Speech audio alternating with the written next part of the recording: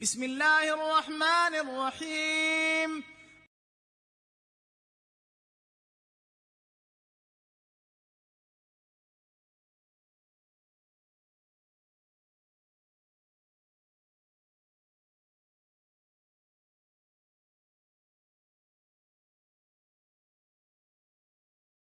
Assalamu alaikum wa rahmatullah. La corriente salafi se adhiere a la teología athari, ¿no? A la teología textualista. Hemos dicho que dentro de Ahl Sunnah hay una escuela de teología más textualista, más literalista, si lo quieres llamar así, y luego hay otras escuelas de teología más racionalista, ¿no? Entre los blancos de la refutación de la salafiyya están, por ejemplo, el sufismo, la tradición sufi, el tasawwuf e incluso el kalam. La salafiyya en este aspecto incluso no refuta solo a miembros de sectas o a lo que ellos perciben como miembros de grupos diferentes, sino que lo que hacen es incluso refutar a muchos miembros de Ahl Sunnah.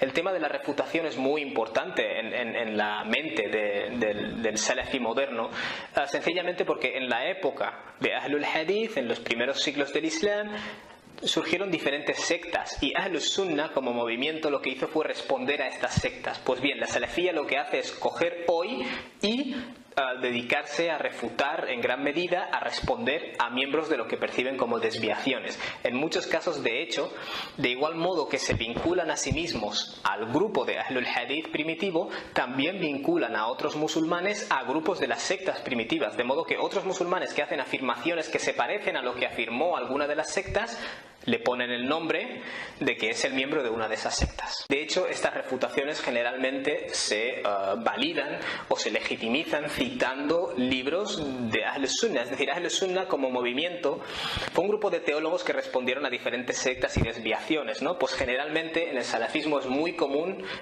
que se citen esos textos, ¿no? A la hora de defender el hecho de que nosotros estemos refutando a los musulmanes de diferentes tipos. Entonces la salafiyya aquí ya no está tanto respondiendo a la situación política del momento, que en cierto modo también tiene un elemento, está respondiendo a lo que percibe como las desviaciones dentro de los musulmanes. Su respuesta a rectificar la situación de los musulmanes es, en gran medida, empezar por eliminar las desviaciones de dentro, ¿no? Realmente lo que hay que hacer es abandonar todos estos bid'as, boicotear a estos musulmanes, es en el caso de los salafis más intransigentes, boicotear a todos estos musulmanes que hacen determinadas cosas que se perciben como innovación religiosa o bid'a, y de este modo la sunna prevalecerá. Como consecuencia de esta autoidentificación con el grupo primitivo de Ahlul Hadith, existe un gran énfasis en tratar los mismos temas que trataban los libros de teología islámica del siglo III y del siglo IV. Por ejemplo, la controversia de si el Corán es una creación de Dios o no.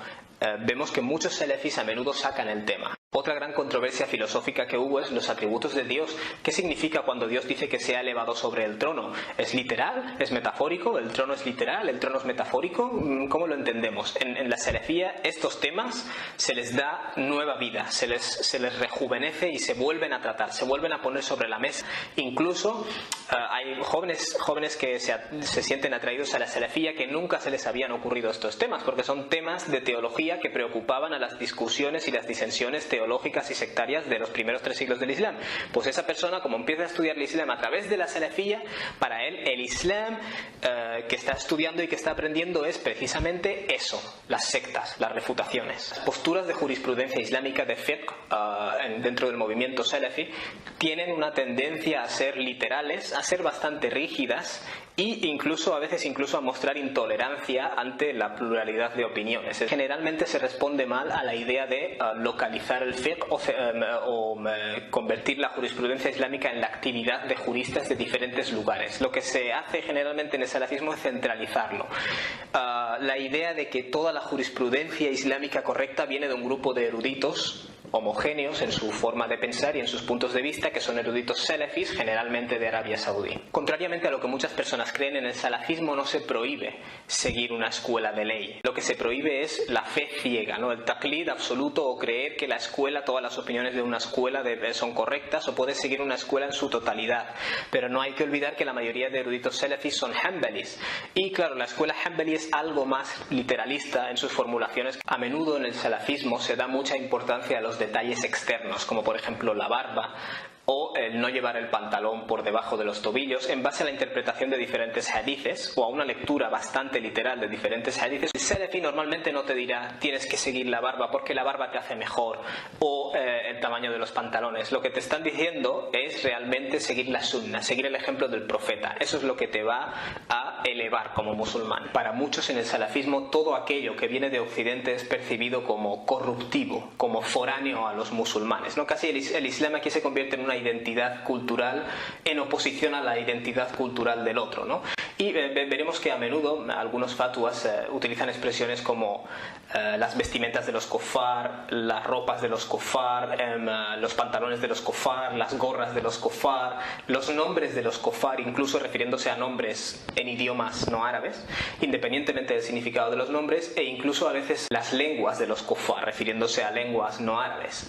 Todo esto que digo existe en fatuas reales, y son fatuas que se circulan mucho por el mundo musulmán debido a la gran influencia del salafismo. En muchos casos esta visión de nosotros versus ellos se justifica con los conceptos coránicos de al-wala y el concepto coránico de al-bara, es decir, el concepto de la lealtad y la deslealtad. Hay que ser leal a los musulmanes y desleal a los kuffar. Y esto generalmente se utiliza como justificación de esa quizás fobia a todo aquello que sea diferente a la cultura de los países de mayoría musulmana. Con mucha frecuencia el material salafi, me refiero aquí a vídeos, a escritos, a páginas web, se centra en refutar a innovadores. Es decir, aquellas personas que se percibe que se salen del canon del Islam puro, recto, lo que se hace es identificarlas y advertir en contra de ellos. Es decir, advertir a la comunidad musulmana en general de que estas personas son peligrosas, ¿no?, en su ideología, ¿no? Y generalmente se toman frases que han dicho estas personas o se les culpa por asociación. Esta persona acudió a un congreso en el cual habían acudido personas que eran de tal grupo, por tanto esta persona de algún modo es culpable de no haberse desasociado, etcétera, etcétera. En los sectores más intransigentes del salafismo, de hecho, cuando un predicador musulmán o un erudito se percibe que no dedica el suficiente tiempo a estos temas, que son desde el punto de vista salafi la base del Islam, podríamos decir, o la base de su visión del Islam, se percibe que esa persona tiene algún elemento de desviación e incluso existe una tendencia a citar siempre palabras de eruditos salafis, generalmente de Arabia Saudí. Cuando un predicador o un erudito musulmán no refleja estas características, que son las que identifica al grupo salafi, generalmente se le ve con malos ojos y se está a la espera de que diga algo que no debe decir para poder refutarle oficialmente. Esta limitación en quiénes son los que están en el camino correcto, en el manhaj correcto, ¿no?, en la metodología correcta, produce hasta cierto punto un grado bastante acentuado de aislacionismo, y de hecho, como he dicho, en algunos sectores del salafismo, especialmente entre la juventud, y en muchos casos la juventud de Occidente, que recibe toda esta prédica a través de internet, a través de libros, se crea una mentalidad de culto. Es decir, la forma de actuar es similar a la de un culto. Es un grupo cerrado donde tenemos unos líderes, el líder del culto, que en este caso se coge a eruditos salafis, generalmente de Arabia Saudí, se les convierte, a veces sin su consentimiento expreso, en líderes de este fenómeno cultista, ¿no? Podríamos hablar que dentro del salafismo moderno